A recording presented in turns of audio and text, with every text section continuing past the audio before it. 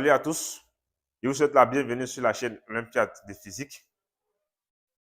Si vous êtes en toute classe de terminale scientifique, n'hésitez pas de vous abonner afin de ne pas rater notre prochaine vidéo.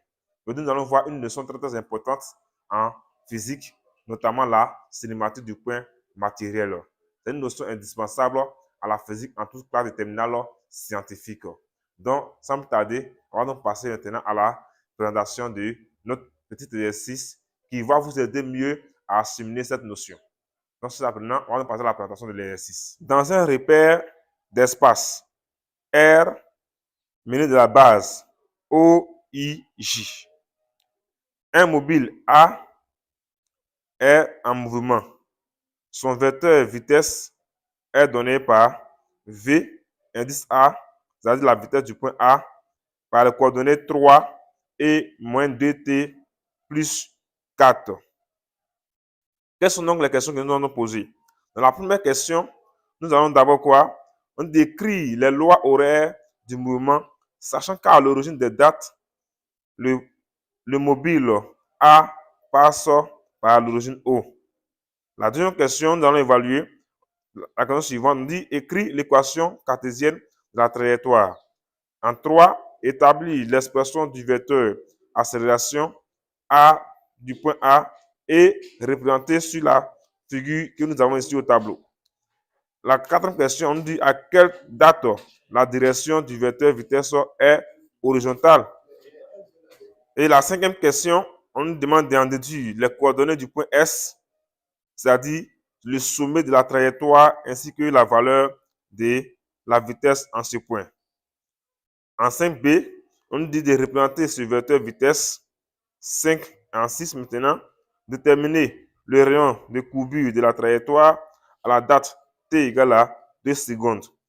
Déterminer l'abscisse XP du mobile lorsque celui-ci passe par l'ordonnée y égale à 0. Et en 6, petit c, on dit de déterminer la valeur de la vitesse V au point P du mobile. En 7, on dit quoi? Un deuxième mobile B en mouvement à retenir uniformément varié sur l'axe OX du repère ROIJ passe par le point d'abscisse X égale à 20 mètres à l'instant T égale à 0. Avec une vitesse V du point B qui a pour coordonnée 2 puis 0. Déterminer la valeur algébrique de l'accélération de B pour qu'il rencontre A au point X égale à 12 mètres. Donc, c'est apprenant. Après une présentation de l'exercice, on va passer à la résolution de l'exercice question par question. La question numéro 1. On nous décrit les lois horaires du mouvement, sachant qu'à l'origine des dates, le mobile A passe par le point O qui est l'origine du repère. Équation du mouvement. Ça, c'est la toute première question. Équation horaire du mouvement. Avant de donner les équations horaires du mouvement, on va donc relever quelques données du test qui nous seraient utiles, telles que la vitesse du point A. La vitesse du point A nous est déjà donnée par le test. Elle a pour coordonnée 3 en abscisse et moins 2t plus 4 en ordonnée. Alors, les équations horaires sont tout simplement les équations de la position. C'est-à-dire, on nous demande tout simplement ici d'écrire les coordonnées du vecteur position. Donc, connaissant les coordonnées du vecteur vitesse, nous savons très bien qu'il y a une relation qui lie la vitesse avec la position. On va d'abord déterminer cette relation d'abord et réécrire la vitesse dans la base OIJ. Alors, lorsqu'il y a écrit ce vecteur V dans la base OIJ, qu'est-ce que j'aurai, chers apprenants? On aurait ici la vitesse au point A qui serait égale à quoi? La vitesse, son abscisse ici, c'est 3. On aurait ici 3 suivant le vecteur unitaire I. Maintenant, plus son ordonnée, c'est moins 2t plus 4 suivant le vecteur unitaire J. Pourquoi? Parce que les vecteurs I et J sont les vecteurs unitaires de la base. Donc, c'est apprenant, une fois il peut écrire la vitesse comme ça, alors il peut aussi l'écrire comme ça, sous forme de coordonnées, comme cela. La vitesse V suivant X égale et V suivant Y égale. Alors, V suivant X, je prends tout simplement la composante de la vitesse suivant le vecteur unitaire I. C'est ça qui représente le V suivant X. Donc, comme ici il y a 3I, donc le V suivant I sera égal à 3. Et ici, V suivant Y, ça fait ici moins 2T plus 4. Tout simplement. Alors, ces apprenants, nous allons donc nous appuyer, nous baser sur les composantes de la vitesse du point A et donner encore les composantes des vecteurs position. Alors, dans la base que nous avons ici, le point O est l'origine du repère, c'est-à-dire l'origine des espaces. Et c'est le point A ici qui se déplace dans cet espace qui est là. Alors, son vecteur position serait défini par OA. Le vecteur position sera défini par OA. Pourquoi? Parce qu'on associe l'origine du repère au point mobile qui se déplace pour former le vecteur position. Alors, par définition, qu'est-ce que nous savons du vecteur position? Autrement dit, du vecteur vitesse. Comme c'est le point A qui se déplace dans ce repère, on peut donc écrire quoi? Par définition du vecteur vitesse, la vitesse au point A, le vecteur vitesse est égal à la dérivée du vecteur position par rapport au temps. Nous savons très bien que la vitesse est égale à quoi? La dérivée du vecteur position par rapport au temps t. Alors, nous avons les composantes du vecteur vitesse, mais c'est les composantes du vecteur position que nous voulons trouver.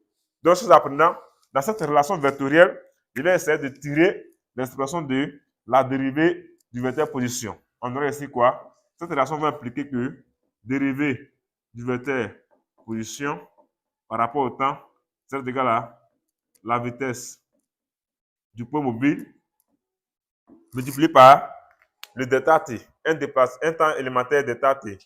Alors, si je donne cette relation, si je veux maintenant la position, je vais prendre quoi? Je réécris ici, vecteur OA égale à vecteur vitesse de dt. Alors, donc, la dérivée du vecteur position me donne ici le vecteur vitesse. Donc, cette relation va impliquer que lorsqu'il intègre de part et d'autre, j'aurai ici la propriété de ça. Alors, il faut savoir que ça, ce n'est pas la première quoi, une intégration. Mais une intégration sans borne n'est rien d'autre qu'une primitive. Donc, tout simplement, on a ici quoi? Lorsqu'il intègre ce déplacement élémentaire, ça va sortir le déplacement total qui fait que le vecteur position OA qui est égal à quoi?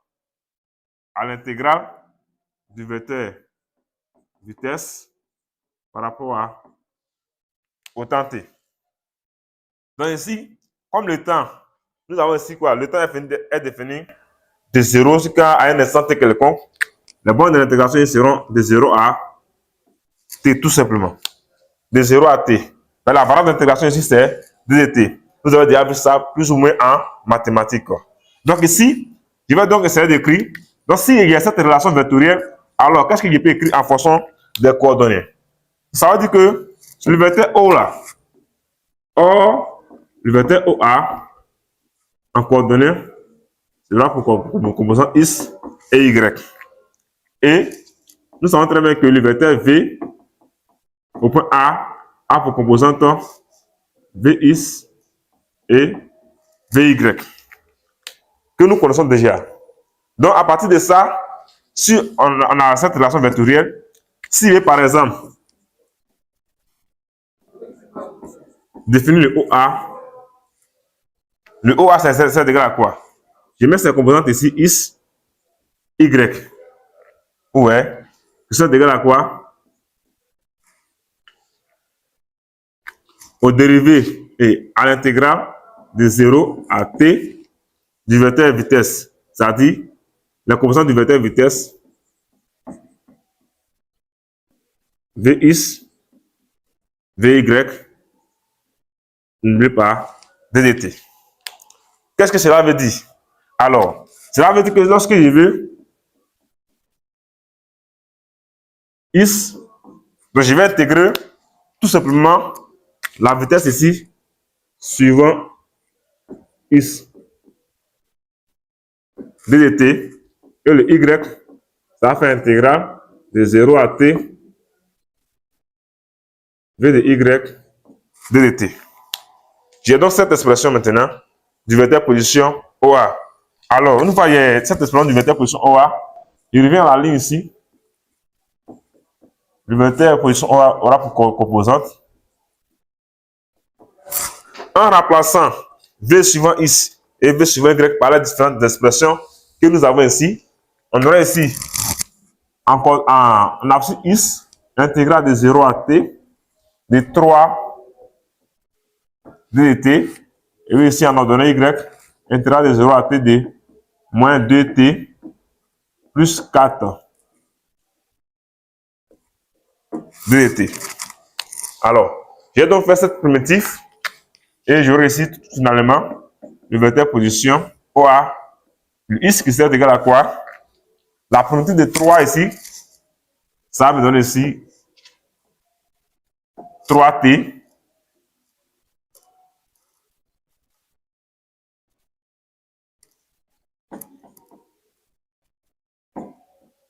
plus une constante notée 1 et y, ça va me donner ici quoi? La primitive de cette fonction, ça fait moins t au carré plus 4t de 0 à t plus une constante notée C2.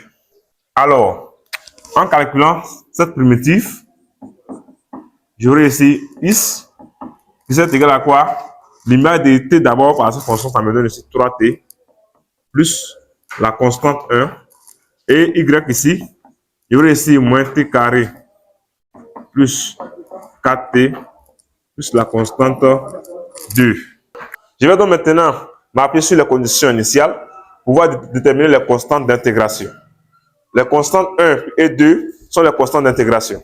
Pour déterminer les constantes d'intégration, le test me dit quoi? Le test nous dit que, sachant très bien que à t égale à 0, le point A repasse par l'origine de date O. Ça veut dire quoi? À t égale à 0, le point A ici est confondu au point O.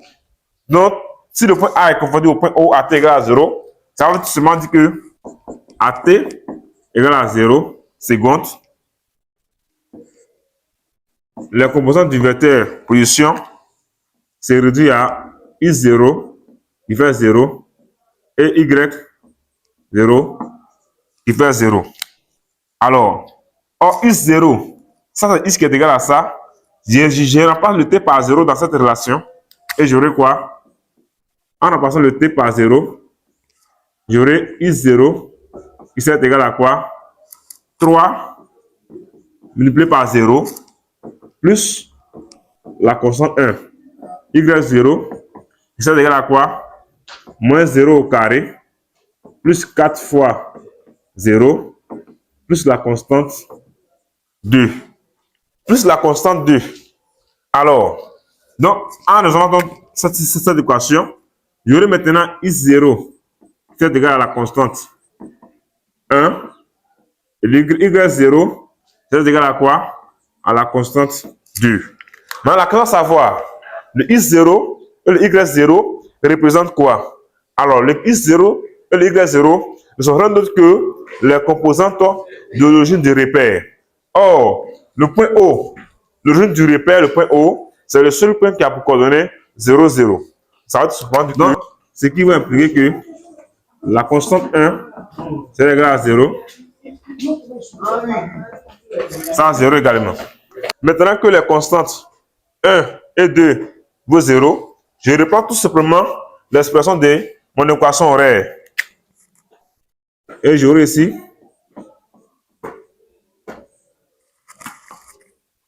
X qui serait égal à quoi? X qui serait égal à 3t et Y de t qui serait égal à moins t carré plus 4t, tout simplement. Donc, chers apprenants, voilà donc les équations horaires que nous avons déterminées. On va donc passer maintenant à la question suivante. Chers apprenants, nous passons donc à la deuxième question. La deuxième question, on nous demande d'établir l'équation cartésienne de la trajectoire. L'équation cartésienne de la trajectoire, ça veut tout simplement dire que d'écrire Y en fonction de X. L'expression de Y en fonction de X. Maintenant que nous avons déterminé les équations horaires, alors on va donc s'appuyer sur ces différentes valeurs ici, de X et Y, pour exprimer le Y en fonction de X tout simplement. Alors, comment nous allons le faire? Cela est très simple. Ici, on prend d'abord l'équation 1, où il y a X et puis T. On va essayer d'exprimer le temps T dans l'équation 1 et venir le remplacer dans l'équation 2. On va avoir notre Y en fonction de X, tout simplement. Vous voyez comment ça va se passer? Alors, je viens à la ligne, j'écris ici, dans 1, il y a X qui est égal à 3T. Et X qui est égal à 3T. Alors, qu'est-ce que je vais faire? Je vais tirer T ici dans cette relation. Donc, ce qui va impliquer que T égale à X sur 3. Tout simplement. T égale à X sur 3. Et après cette relation, petit 3. Alors, je vais injecter maintenant la relation 3 dans la relation 2. Ça veut dire quoi? Je vais remplacer le Y dans la relation 2 par son expression dans la relation de la relation 3. Et j'aurai 3 dans 2 implique que Y c'est égal à moins. Alors, au lieu de t carré, je vais remplacer le t par X sur 3 moins X sur 3, le tout au carré, plus 4 fois le t également aussi par X sur 3. C'est X sur 3. Tout simplement. Alors, en faisant donc ce calcul, il y aurait ici finalement l'équation Y en fonction de X moins, lorsque j'élève ça au carré ici, il y aurait moins 1 neuvième de X au carré plus 4 tiers de X. L'équation cartésienne de la trajectoire. Alors, cette équation cartésienne de la trajectoire nous montre tout simplement que la trajectoire ici, c'est une parabole. Et ça se voit très bien ici sur la figure que vous avez ici. La trajectoire ici est parabolique. Donc, l'équation cartésienne de la trajectoire vérifie très bien cela. Chers apprenants, après avoir terminé l'équation cartésienne de la trajectoire, nous allons donc passer maintenant à la question suivante. Chers apprenants, nous allons donc établir l'expression du vecteur accélération. Alors, je vais d'abord rappeler l'expression du vecteur vitesse, comme nous avons ici l'expression du vecteur position, et après nous allons terminer l'expression du vecteur accélération de notre mouvement. Donc ici, nous avons l'expression de la position, vecteur position ici, et ici l'expression du vecteur vitesse, qui nous avons été déjà donné par le test. Alors, V suivant X, ça fait que égal à 3. V suivant Y, nous avons ici moins 2T plus 4. Alors, on va donc déterminer l'expression de l'accélération, c'est-à-dire les composants du vecteur accélération, puis le représenter sur la figure ici au tableau. Alors, qu'est-ce qu'il y a ici? Il sait que par définition, nous savons que le vecteur accélération est égal au dérivé du vecteur vitesse par rapport au temps t. Le vecteur accélération, ça fait la dérivée du vecteur vitesse par rapport au temps t. Alors, ça va tout simplement dire quoi? En s'appuyant sur cette relation, je peux donc avoir ici comme composant du vecteur accélération, lorsqu'il y avait A suivant X et A suivant Y. Alors, le A suivant X, je vais dériver la vitesse V suivant X. Ça va ici quoi? Dériver de V suivant X par rapport au temps T et dériver de V suivant Y par rapport au temps T. Ce qui va me donner ici que le vecteur accélération du point A aura pour composante A suivant X et A suivant Y qui sera égal à quoi? Lorsque je dérive V suivant X, le V suivant X, c'est une constante. Donc, ça va dériver par rapport au temps T, va me donner 0. Tout simplement. Lorsque je dérive la vitesse V suivant Y par rapport au temps T, j'aurai tout simplement moins 2. Alors, vous avez appris les dérivés en mathématiques. Donc, vous allez tout simplement voir votre formule de dérivée. Vous allez voir que ce n'est rien d'autre que du G. Alors, voici donc les composantes du vecteur accélération. Puisque j'ai déterminé les composantes du vecteur accélération, je peux donc l'écrire dans la base IJ comme ceci. Le vecteur accélération du point A c'est égal à moins 2G. Le vecteur accélération du point A ici sera égal à quoi? À moins 2J. Pourquoi il n'y a pas le vecteur unitaire I dedans? Parce que la composante de l'accélération suivant le vecteur unitaire X est égale à 0. Donc 0 fois le vecteur ne va pas donc exister dans l'expression du vecteur accélération du point A. Donc voici donc l'expression du vecteur accélération du point A. Pourquoi j'ai essayé de le réécrire comme cela dans la base EJ? Parce qu'on me demande dans la question que suit que de représenter le vecteur accélération sur cette figure, sur la figure qui est au tableau. Alors, je sais que le vecteur accélération et le vecteur unitaire J. Par cette expression, on peut donc dire que ces deux vecteurs sont collinéaires. On peut dire que ces deux vecteurs sont collinéaires. C'est-à-dire que si le vecteur accélération est égal à moins 2 fois le vecteur unitaire et J, ils sont collinéaires, mais est-ce qu'ils ont le même sens? Le coefficient moins 2 étant négatif ici, moins 2 étant négatif, alors le vecteur accélération et le vecteur unitaire J seront des sens opposés. Alors je viens sur la figure. Voici les axes du repère. Ici, il y a mon vecteur unitaire J que je peux présenter comme ça. Et ici, mon vecteur unitaire I dans la base qui est là. Alors, les deux vecteurs étant collinéaires, je peux donc venir ici tout simplement sur la figure ici, vous essayez de représenter. Je vais faire 2 fois lui là. Ça fait 1 J. Et ici, il y a 2J. Il y a 2J ici. Alors, donc comme il y a 2J ici, je vais tout simplement ici, il y aurait ici 3J. Donc, je vais projeter ici 3J sur la figure ici. Alors, en projetant 3J sur la figure ici, il y aurait donc la longueur du vecteur accélération. Je m'arrête là.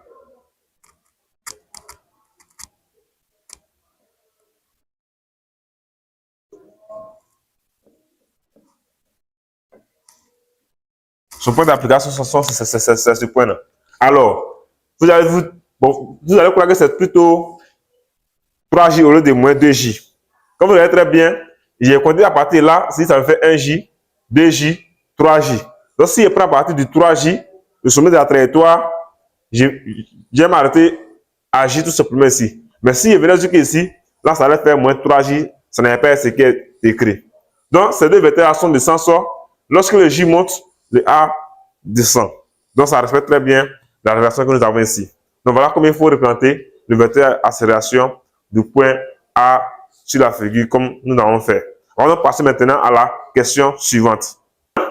On nous demande dans la question qui suit que déterminer la date à laquelle le vecteur vitesse du mobile A serait horizontal. Cette date-là, nous allons la noter comme ça. T indice H. On demande de déterminer cette date, la date à laquelle le vecteur vitesse ici serait horizontal. Alors, on a les expressions du vecteur vitesse qui est ici, les composantes du vecteur vitesse qui est ici. Ouais. Mais on veut que la vitesse là soit horizontale. Autrement dit, je peux écrire la vitesse là dans la base IJ comme cela. On a la vitesse au point A, ça fait 3I plus moins 2 plus 4J.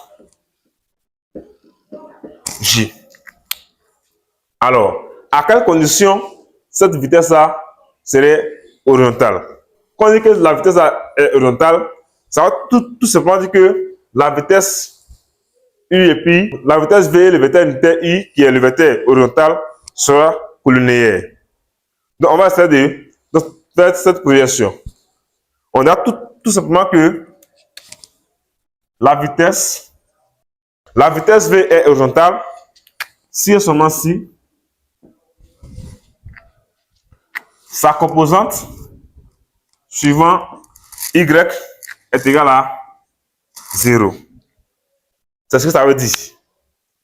Donc, comme sa composante suivant la verticale est nulle, elle sera donc tout simplement suivant VX qui sera horizontale. Alors, mais c'est le temps que nous voulons terminer. Donc, lorsqu'il pose cette condition, je vais maintenant remplacer le V suivant Y là par son expression pour déterminer le temps T. Donc, ici, moins 2T plus 4 égale à 0. Moins 2T plus T égale à 0. En résolvant dans cette équation dans R, vous allez très bien avoir ici moins 2T qui sera égal à moins 4. Alors, T est égal à 2 secondes. T appelé ici TH dans nos cas ici. Donc, voici le temps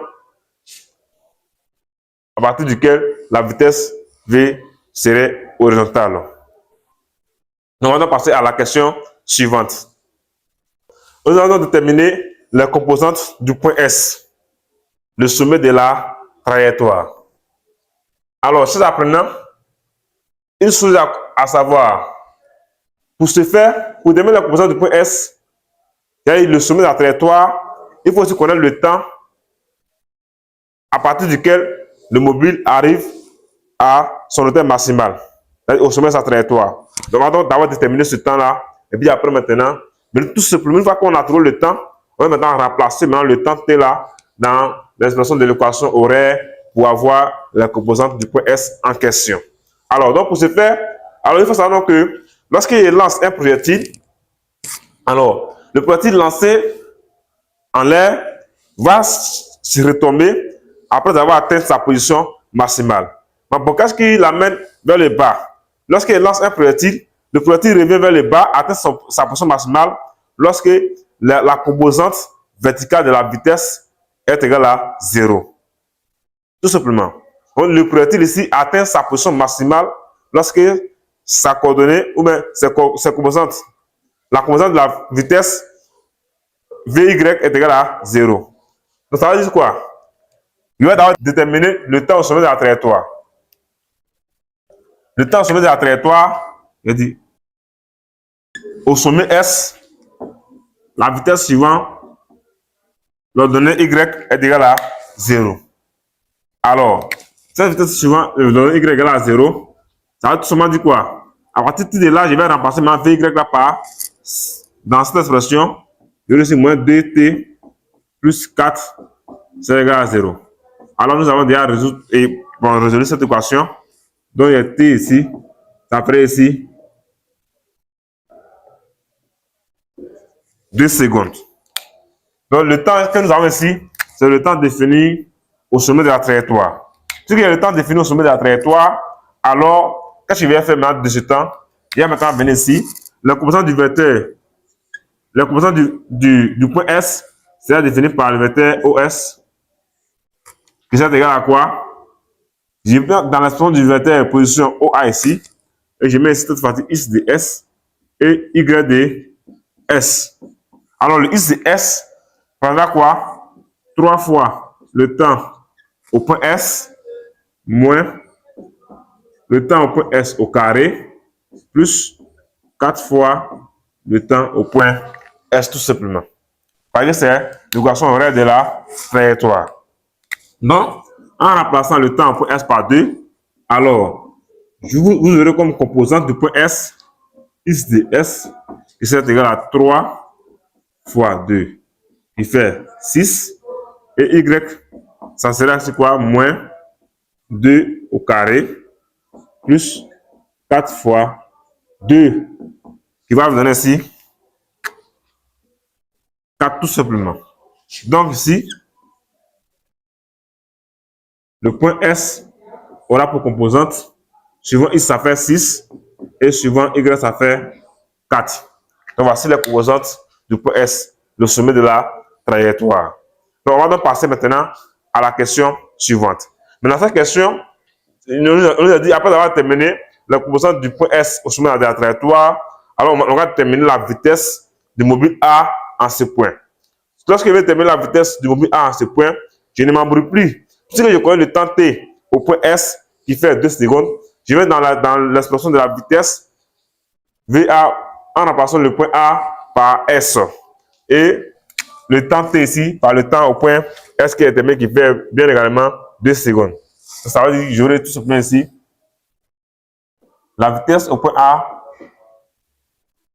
au point S aura pour composante V suivant X égale à 3. Comme on a dit au sommet de la trajectoire, la composante de la vitesse suivant Y égale à 0. Donc, mettre tout simplement 0 ici. Et donc, la norme, ça va me donner quoi? La norme de la vitesse au point S va me donner la racine carrée de V suivant X au carré plus V suivant Y au carré. Et ici, finalement, ici, il y aurait la radicale de 3 au carré plus 0 au carré. Donc, la vitesse au point S, ça va me donner 3 mètres par seconde. Tout simplement. Donc, voici la vitesse au point S en question. Donc, on va donc passer maintenant à la question suivante. La suivante. On dit tout simplement, après avoir déterminé la vitesse au point S, les coordonnées de la vitesse au point S, on n'a qu'à représenter cette vitesse-là. Donc, on voit qu'au point S ici, l'ordonnée de la vitesse V suivant Y est égal à 0. Et la vitesse seulement, elle sera suivant sa composante I. Donc, au point S,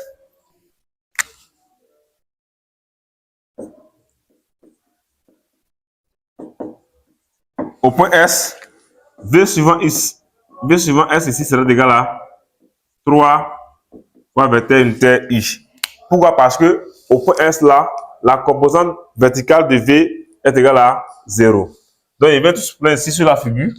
Je vais d'abord mon vecteur unitaire I. Donc, je vais représenter 3 fois. Ça veut dire quoi? Que, comme pour le vecteur accélération, le vecteur V au point S et le vecteur unitaire I sont collinéaires. Mais du fait que le coefficient 3 soit positif, ça veut dire que les deux vecteurs là sont collinéaires, sont non seulement collinéaires, mais sont aussi du même sens. Donc alors, je vais ici quoi? Je vais reporter 3 fois la longueur du vecteur I, ici à partir de là, et il y aurait ici comme cela, en gardant tout le sens de collinéarité. Donc, je vais reporter ça 3 fois ici. Vous allez voir, ça le fait ici.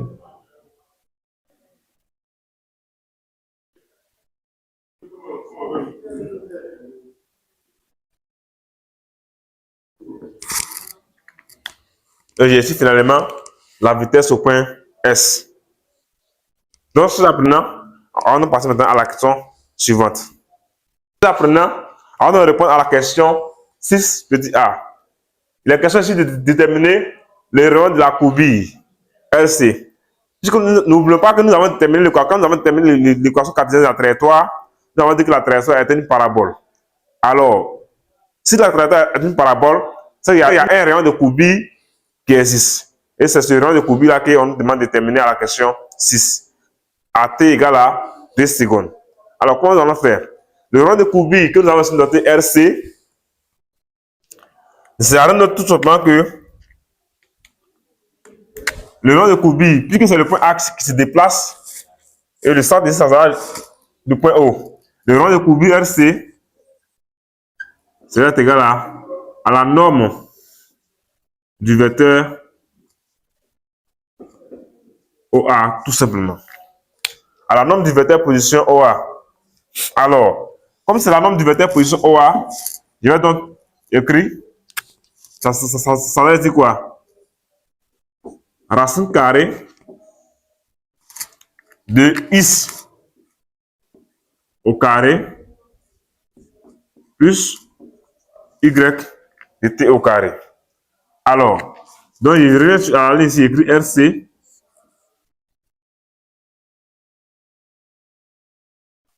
En remplaçant le X et Y par les différentes expressions, dans la racine carrée, j'aurai ici 3T au carré plus moins T carré plus 4T le tout au carré. Alors, on m'a dit de déterminer ce rayon à T égale à 2 secondes. Donc, à T égale à 2 secondes,